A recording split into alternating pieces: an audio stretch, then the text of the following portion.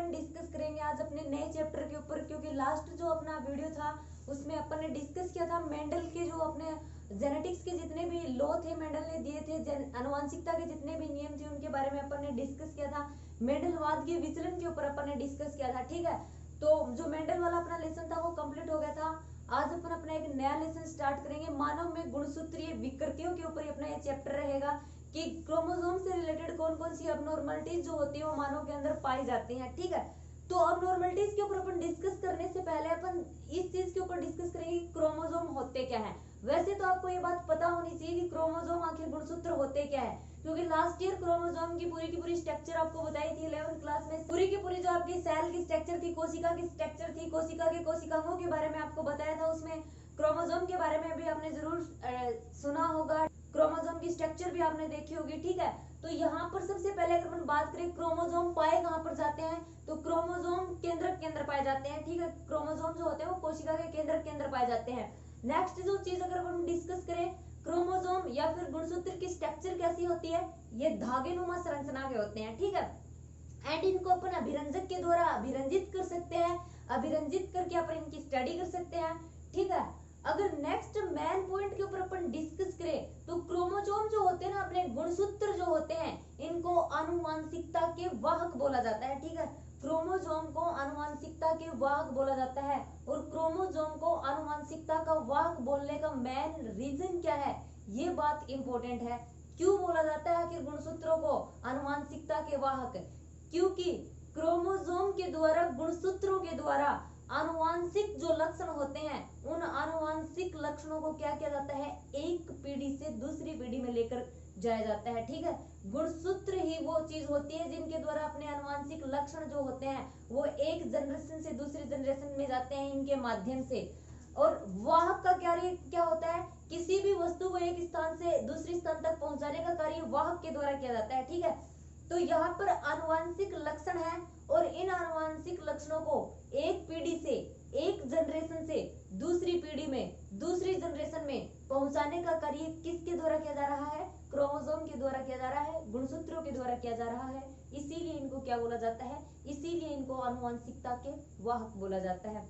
अगर दूसरी चीज पर अपन डिस्कस करें, यहाँ पर मैं एक बात और बता देती हूँ आपको, आनुवंशिक लक्षण क्या होते हैं। मैंने काफी बार ये बात आपको बताई है। आनुवंशिक लक्षण कौन से लक्षण होते हैं, वो लक्षण जो एक जनरेशन से दूसरी जनरेशन में ट्रांसफर होते हैं। ठीक है, आनुवंशिक लक्षण वो होते हैं, ये मान लीजिए जनक पीढ़ी से संतति पीढ़ी में जाते हैं। ठीक है, माता पिता से बच्चों में जाते हैं, वो क्या होते हैं, वो अपने आनुवंशिक लक्षण होते हैं। और क्रोमोसोम जो होते हैं इन्हीं आनुवंशिक लक्षणों का वहन करते हैं।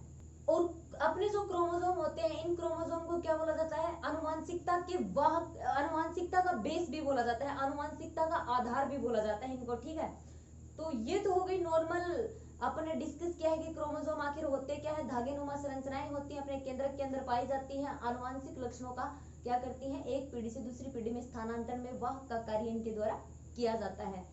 नेक्स्ट अगर पॉइंट पर अपन डिस्कस करें, इनकी डिस्कवरी के ऊपर अगर अपन बात करें, इनका इतिहास, इनकी हिस्ट्री अगर अपन देखें, किसने किस टाइम किसके गुणसूत्र को लेकर कौन सी बात बताई थी, अगर इस पॉइंट के ऊपर अपन डिस्कस करें तो सबसे पहले होफमिस्टर एक साइंटिस्ट था। कौन, होफमिस्टर।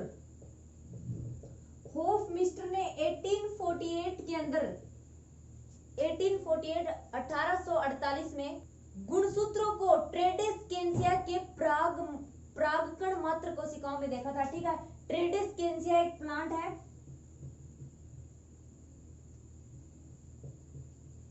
ट्रेडेस्केंसिया के परागकण मात्र कोशिकाओं में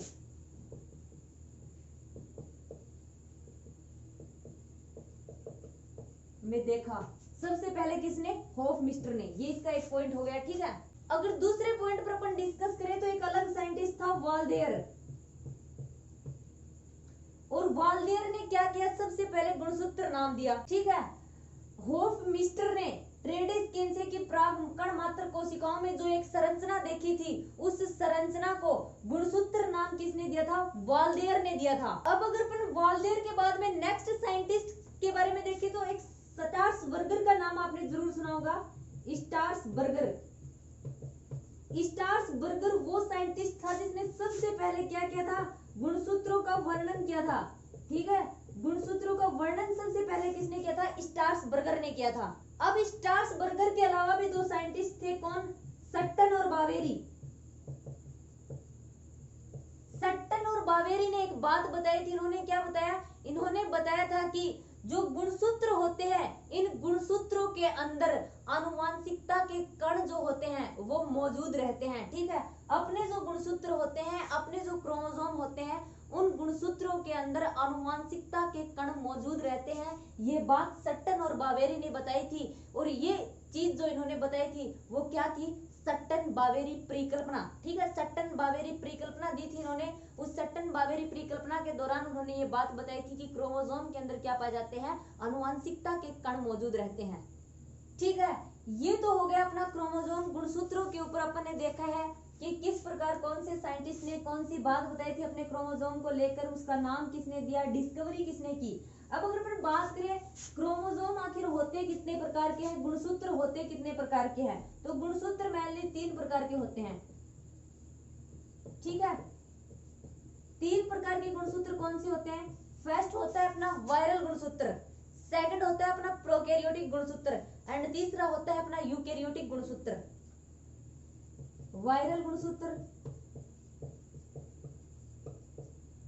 सेकंड होता है प्रोकैरियोटिक गुणसूत्र,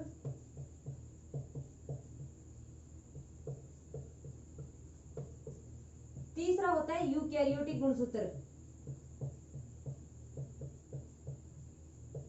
जैसे कि आपको इनके नाम से स्पष्ट हो रहा है किस किस के अंदर पाए जाएंगे। वायरल जो होगा वायरस के अंदर, प्रोकैरियोटिक जो होगा प्रोकैरियोटिक जो जीव होते हैं उनके अंदर, यूकैरियोटिक गुणसूत्र जो होते हैं वो यूकैरियोटिक जो ऑर्गेनिज्म होते हैं उनके अंदर। सबसे पहले अगर अपन वायरल गुणसूत्र के ऊपर डिस्कस करें तो अपने जितने भी वायरस होते हैं ना, सभी प्रकार के वायरसों में एक प्रकार का गुणसूत्र पाया जाता है। ठीक है, एक गुणसूत्र पाया जाता है जो उनके अंदर डीएनए या फिर जो आरएनए होता है। ठीक है, अपने सभी प्रकार के वायरस में एक प्रकार का गुणसूत्र पाया जाता है जो रासायनिक रूप से किसका बना होता है? रासायनिक रूप से डीएनए अथवा आरएनए का बना रहता है। अगर प्रोकैरियोटिक गुणसूत्र की बात करें तो ये प्रोकैरियोटिक ऑर्गेनिज्म में पाए जाते हैं। जैसे कि जीवाणु में इस प्रकार के गुणसूत्र पाए जाते हैं। और अपने जो जीवाणु होते हैं, अपने जो बैक्टीरिया होते हैं, उसमें केवल एक गुणसूत्र पाया जाता है जो वर्तुल होता है। अगर उसके माप की अपन बात करें, उसका आकार जो होता है वो 25 से 100 म्यू का होता है। ठीक है, ये इसका आकार होता है। बैक्टीरिया के अंदर ये पाया जाता है। बैक्टीरिया के अंदर ओनली एक क्रोमोसोम, एक गुणसूत्र पाया जाता है। ठीक है, जिसका आकार वर्तुल होता है। अगर नेक्स्ट अपन यूकैरियोटिक गुणसूत्र की बात करें तो यूकैरियोटिक जो अपने सभी जीवों में पाया जाता है, जो यूकैरियोटिक जीव होते हैं पादप जगत में पाया जाता है, कवक जगत के अंदर पाया जाता है। इनके अंदर गुणसूत्र कहाँ पाया जाता है? इनके अंदर जो गुणसूत्र होता है वो केंद्रक के अंदर पाया जाता है। ठीक है, केंद्रक जो होता है ना सेल के अंदर, उस केंद्रक के अंदर क्रोमोसोम पाया जाता है। और इनके अंदर जो आनुवांशिकीय पदार्थ होता है ना डीएनए, उसकी मात्रा अधिक होती है। और अपने जो ये डीएनए विभिन्न जातियों में पाए जाते हैं और विभिन्न जातियों में इसकी संख्या भी निश्चित होती है डीएनए की। जैसे कि अपने लोअर इन्वर्टिब्रेट होते हैं, निमेटोड जो होता है उसके अंदर जो डीएनए जो होता है उसकी संख्या 2 होती है। लेकिन अगर फिर बात करें प्रोटोजोआ के कुछ सदस्य होते हैं जिनमें इनकी संख्या 1600 तक हो सकती है। ठीक है, तो ये तो हो गया अपने गुणसूत्र के प्रकार के ऊपर। वायरस के अंदर पाए जाते हैं प्रोकैरियोटिक, और ये यूकैरियोटिक ऑर्गेनिज्म के अंदर पाए जाने वाले अपने क्या होते हैं? अपने क्रोमोसोम होते हैं। ठीक है, अगर अपन नेक्स्ट पॉइंट के ऊपर डिस्कस करें, दैहिक एवं लिंग गुणसूत्र। दैहिक एवं लिंग गुणसूत्र अथवा दैहिक गुणसूत्र कौन से होते हैं? अलिंग गुणसूत्र भी होते हैं। ठीक है, यहाँ पर सिर्फ मैं आपको नॉर्मल इंट्रोडक्शन दे रही हूँ इस चीज का, क्योंकि लास्ट जो वीडियो था उसमें अपन पूरा का पूरा कंप्लीट इस चीज को डिस्कस कर चुके हैं। लिंग गुणसूत्र कौन से होते हैं? जो सेक्स का निर्धारण करते हैं। लास्ट वीडियो था वो अपना सेक्स डिटरमिनेशन पर था, अपन ने लिंग निर्धारण पढ़ा था मानव के अंदर। ठीक है, तो मनुष्य जो होता है, मनुष्य में टोटल कितने क्रोमोसोम पाए जाते हैं? 46 क्रोमोसोम पाए जाते हैं। ठीक है, जिसमें पुरुष के अंदर क्या होते हैं? पुरुष के अंदर XY क्रोमोसोम क्या होता है? सेक्स क्रोमोसोम होता है। महिला के अंदर क्या होता है?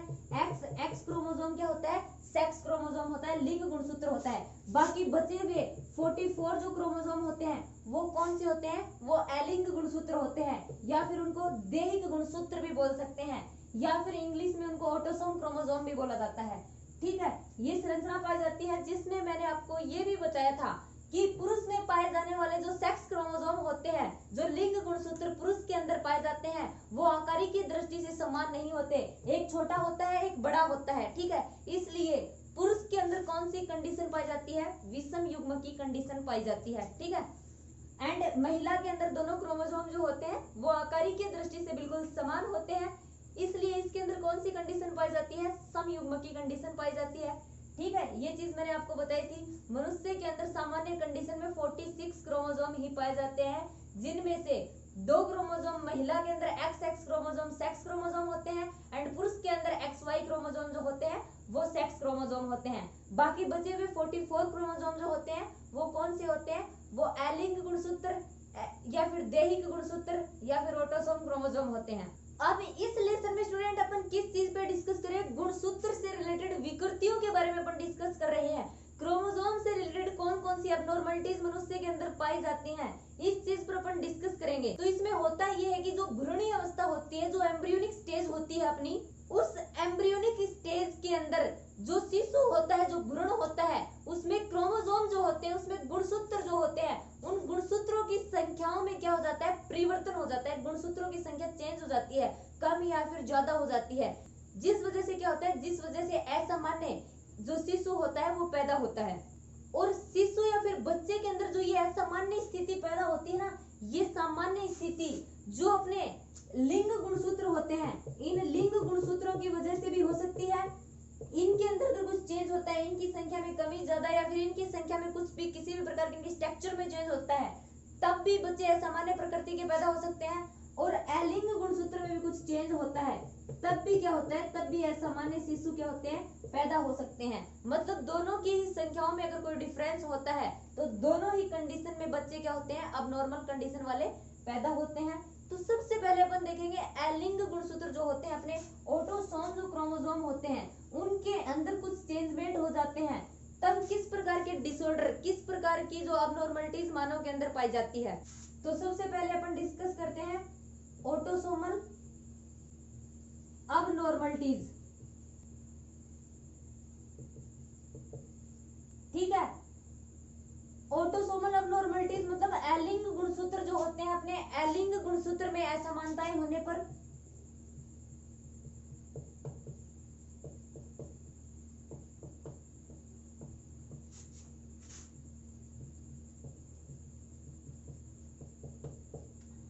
अगर जो ऑटोसोमल क्रोमोसोम होते हैं, अगर उनकी संरचना में अगर किसी प्रकार की कोई भी चेंजमेंट होती है तो किस प्रकार की डिसीज होती हैं। सबसे पहले अपन डिस्कस करेंगे डाउन सिंड्रोम, और बहुत इंपॉर्टेंट है ये डिसीज, जो अपने एग्जाम में है 100% चांस है इनके पूछने के। ठीक है, डाउन सिंड्रोम या मंगोलिज्म।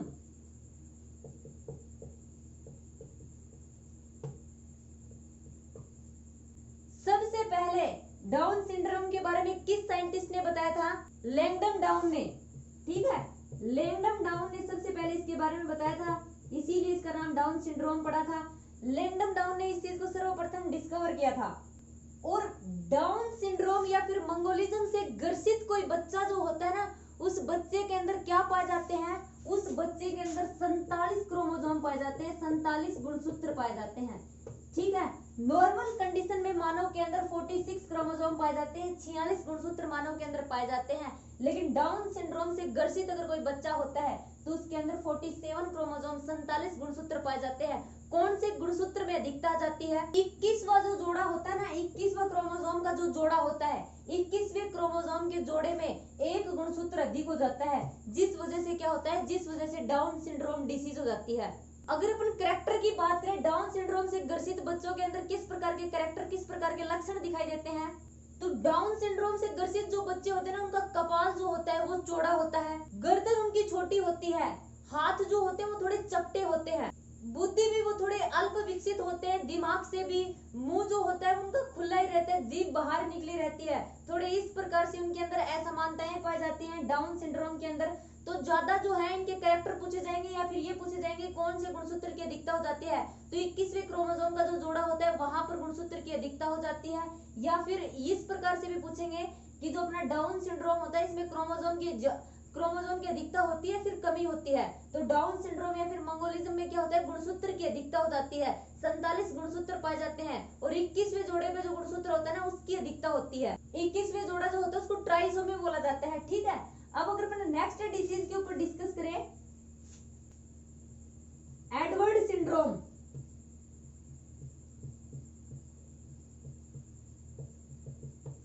एडवर्ड सिंड्रोम में क्या होता है, जो मानव जो होते हैं, मानव के अंदर 18वां गुणसूत्र का जो जोड़ा होता है उस 18वें गुणसूत्र के जोड़े में क्या हो जाती है, एक गुणसूत्र की अधिकता हो जाती है। ठीक है, इसके अंदर अपन ने पढ़ा था कि 21वें जोड़े में एक गुणसूत्र की अधिकता हो जाती है, जबकि एडवर्ड सिंड्रोम में 18वें गुणसूत्र का जो जोड़ा होता है ना उस 18वें गुणसूत्र के जोड़े में एक क्रोमोसोम क्या हो जाता है, अधिक हो जाता है। ठीक है, अब अगर अपन नेक्स्ट अपन बात करें एडवर्ड सिंड्रोम के बाद में, तो इसमें क्या आता है, cri du chat syndrome. Cri du chat syndrome, और इसमें क्या होता है, इसमें गुणसूत्र संख्या जो 5 होते हैं मानव में, उस गुणसूत्र संख्या 5 की एक छोटी भुजा जो होती है वो विलोपित हो जाती है। ठीक है, गुणसूत्र की संरचना होती है, गुणसूत्र की जो भुजा होती है, 5वें गुणसूत्र की भुजा के विलोपन से क्या होता है, क्राई टू चैट सिंड्रोम हो जाता है। ठीक है, ये अबनॉर्मलिटीज थी अपनी एलिंग गुणसूत्र की, ऑटोसोमल क्रोमोसोम की। ठीक है, नेक्स्ट जो अपना वीडियो होगा उसमें अपन डिस्कस करेंगे लिंग जो गुणसूत्र होते हैं, सेक्स जो क्रोमोसोम होते हैं, अगर उनमें किसी प्रकार की कोई स्ट्रक्चरल चेंजेस होता है, उनकी संख्या में किसी प्रकार से कोई परिवर्तन होता है, तो मानव के अंदर कौन कौन सी डिसीज हो सकती है।